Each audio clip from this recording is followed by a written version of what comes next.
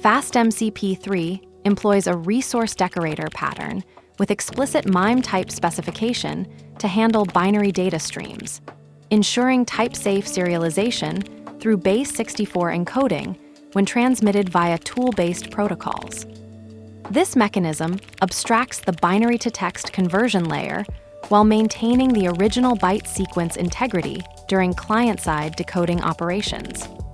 We will now examine how the FastMCP resource decorator configures a binary endpoint with application octet stream, MIME typing, and observe the client-side base64 decoding workflow that reconstructs the original byte sequence from the tool response.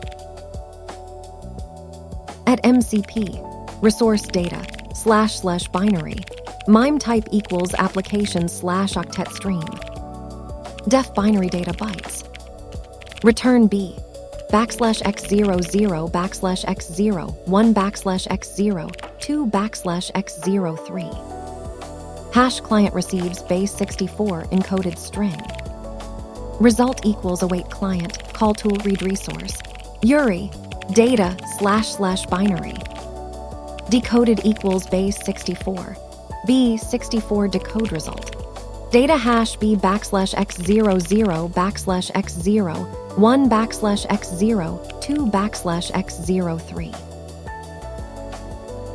This code demonstrates how FastMCP handles binary data in resources through the Resources as Tools transform.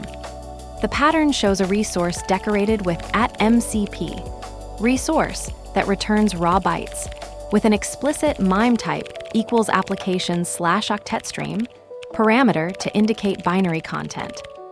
When clients call read resource through the generated tool interface, the binary data is automatically base64 encoded for safe transmission as a string, which the client then decodes back to bytes. The approach provides a clean abstraction where binary resources work seamlessly alongside text resources in the tool-based interface. The base64 encoding-decoding happens transparently, maintaining data integrity while ensuring compatibility with tool response formats that expect string data. This is particularly useful for clients that lack native resource protocol support, but can call tools, as it allows uniform access to both text and binary resources through the same read resource tool. The trade-off here is the slight overhead of base64 encoding-decoding for binary content, but this is necessary for compatibility with the tool interface's string-based response format. The pattern ensures binary data remains accessible even to constrained clients, while maintaining the resource's original MIME type metadata for proper content handling. Let's break it down. FastMCP resource data / binary MIME type equals application / octet stream decorates a class or method with the FastMCP resource decorator, registering it as a resource handler for binary data streams. The resource is identified by the URI scheme data / binary and explicitly declares its MIME type as application octet stream, indicating it processes raw binary data without any specific format interpretation.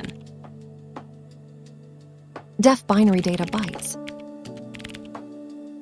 defines a function named binary data that returns a bytes object.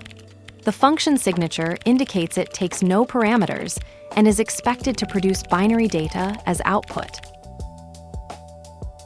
Return b \x00 \x0 1 \x0 2 \x03 returns a bytes object containing the sequence of bytes 0x00, 0x01, 0x02, and 0x03. Result equals await client call tool read resource URI data / binary calls the read resource tool asynchronously through the client interface, passing a URI parameter pointing to a binary data resource. The await keyword indicates this is an asynchronous operation that will pause execution until the resource is read and returned. Decoded equals base 64. B64 decode result. Data hash B \x00 \x0 1 \x0 2 \x03. Decodes base 64 encoded data from result data into raw bytes, storing the result in the variable decoded. The example shows the decoded output as a byte string B \x00 0 \x0 1 \x0 2 \x03, indicating successful conversion from base 64 to binary format. FastMCP3's resource decorator pattern cleanly bridges binary data handling with tool-based interfaces through a two-layer abstraction. The @MCP resource decorator with explicit application octet stream, MIME typing marks the endpoint as binary, while the resources as tools transform automatically base 64 encodes the raw bytes during transmission. This creates a seamless pipeline where the server-side bytes object flows through base 64 encoding to the client, which then decodes it back to the original byte sequence. The pattern's elegance lies in how it maintains data integrity through the encoding round trip, while presenting a uniform string-based interface to tool consumers. The slight base 64 overhead becomes the necessary trade-off for compatibility, ensuring even constrained clients can access binary resources through the same read resource tool call as text content. What ties this together is the preservation of the original MIME type metadata throughout the process. The client knows it's dealing with binary data despite the string transmission format, enabling proper content handling after decoding. Binary data dances through base 64, pirouettes back to bytes. Why did the encoding bother dressing up?